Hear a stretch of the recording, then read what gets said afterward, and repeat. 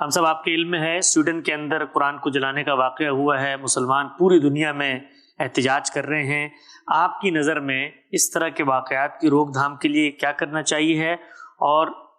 قرآن مجید کے ساتھ جو کچھ کیا گیا اس کے بعد پوری دنیا کے مسلمان یہ کہہ رہے ہیں کہ قرآن کی حرمت پامال ہوئی ہے، تو قرآن کی حرمت کی بحالی کے لیے بحیثیت مسلمان ہماری کیا ذمہ داری ہے؟ قرآن اللہ کی کتاب ہے، اور میں نے ابھی آپ کو بتایا کہ وہ کس لیے نازل کی گئی ہے۔ میرا اپنے آپ سے سوال ہے کہ کیا قرآن کی یہ حیثیت ہم نے لوگوں پر واضح کی ہے؟ میں نے، آپ نے فی الواقع اپنی ساری توانائی صرف کر کے کیا لوگوں کو بتایا ہے کہ یہ قرآن مجید تمہارے کس مسئلے کو موضوع بنا رہا ہے، اس کی کیا اہمیت ہے، انسانی تاریخ میں اس کا کیا مقام ہے، یہ اگر اللہ کا کلام ہے تو اس کے کیا دلائل ہیں، اس میں جو پیغام دیا گیا ہے اس پیغام کی پس منظر اور اس کی تاریخ کیا ہے، کیا ہم نے کبھی یہ تعارف کرایا ہے؟ تو ہمارا کام یہ ہے کہ ہم اس کتاب کے اصل پیغام کے لحاظ سے اس کا تعارف کرائیں، اور اگر کوئی شخص اس سے اختلاف کرتا ہے تو اس کا حق ہے کہ وہ اختلاف کرے، کوئی تنقید کرتا ہے تو اس کا حق ہے کہ وہ تنقید کرے، کوئی اعتراضات کرتا ہے تو اس کا حق ہے کہ وہ اعتراضات کرے۔ آپ لوگوں میں سے اگر کسی کو یہ توفیق ہوئی ہے کہ وہ قرآن مجید کو سمجھ کر پڑھے تو میں آپ سے عرض کرتا ہوں کہ قرآن کا مثبت میسج اگر نکال لیا جائے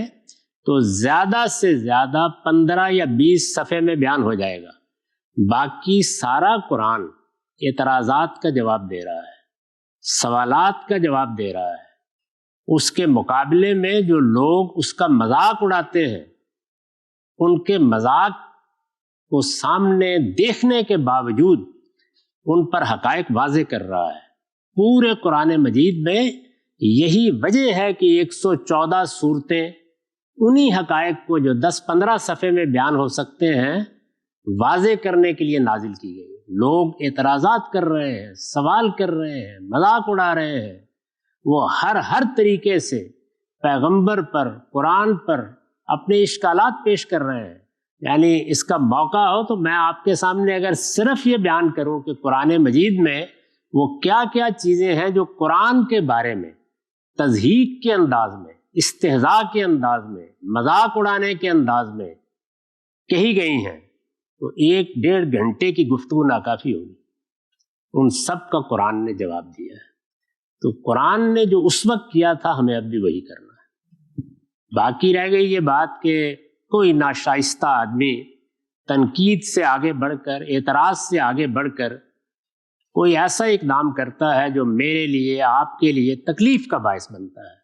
تو اس پر بھی قرآن مجید نے یہ کہا ہے کہ صبر کرو، جو اذیت تمہیں دی جائے اس پر صبر کرو اور اپنی بات استدلال کے ساتھ کہو۔ یہ میں آپ سے عرض کروں کہ جب اس طرح کا کوئی واقعہ ہوتا ہے تو یہ دنیا جو سارا دن ایجادات دیکھتی ہے، جو اپنے شہر دیکھتی ہے، جو اپنی ترقیاں دیکھتی ہے، جو اپنی سیاست دیکھتی ہے، جس کے پاس فرصت ہی نہیں ہوتی کہ وہ خدا کا پیغام سن سکے، وہ دنیا، ساری دنیا متوجہ ہو جاتی ہے قرآن کے ساتھ کچھ ہو گیا ہے، ہم احتجاج کرتے ہیں۔ یہ بہترین موقع ہے کہ ہم قرآن کا پیغام لے کے دنیا تک پہنچانے کی۔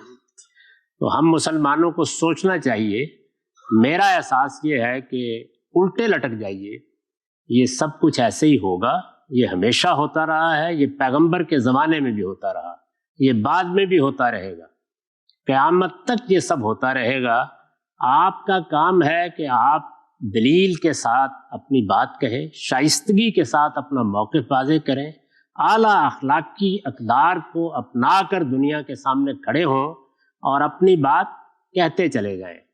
جو کچھ احتجاج ہنگامہ ہم کرتے ہیں اس کے نتیجے میں کوئی حاصل ہونا تو ایک طرف،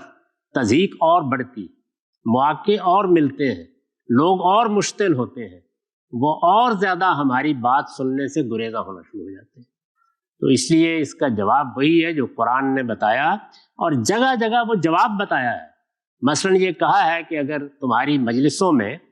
قرآن مجید کا مذاق اڑایا جائے تو اطمینان رکھو، اللہ مذاق اڑانے والوں کو خود دیکھ لے گا، تمہیں اگر وہ بات اچھی نہیں لگ رہی تو شائستگی سے وہاں سے اٹھ جاؤ، حتیٰ یخوضوا فی حدیث غیرہ، کہ لوگ اس بات کو چھوڑ کر پھر کوئی معقول بات کرنے لگ جائے۔ یہ قرآن کی تعلیم تھی۔ پیغمبر کی موجودگی میں آپ سورہ بقرہ میں دیکھیے، لوگوں نے پیغمبر کا مذاق اڑانے کے لیے لفظ ایجاد کیے، مجلسی آداب میں ایسی تبدیلی کی کہ جس سے پیغمبر کے ساتھ گستاخانہ طریقے سے پیش آیا جائے۔ قرآن مجید نے اس پر تبصرہ کیا، وہ الفاظ نقل کیے اور یہ کہا کہ ان کو چھوڑ کر، چونکہ انہوں نے اس کو مذاق اڑانے کا ذریعہ بنا لیا، آپ ذرا دوسرے الفاظ اختیار کر لیں۔ جس موقع پر بھی یہ چیز پیش آئی ہے، ایک ہی بات کی تعلیم دی ہے اور پھر کہا ہے کہ یہ میرا پیغام اور میری دعوت ہے، ادعو الی سبیل ربک بالحکمت والموعظۃ الحسنہ۔ اس کی طرف لوگوں کو بلانے کے لیے نہ ہنگامے کی ضرورت ہے، نہ احتجاج کی ضرورت ہے، حکمت کے ساتھ اور دانائی کے ساتھ اور دانش مندی کے ساتھ میرا پیغام پہنچانے کی ضرورت ہے۔ والموعظۃ الحسنہ،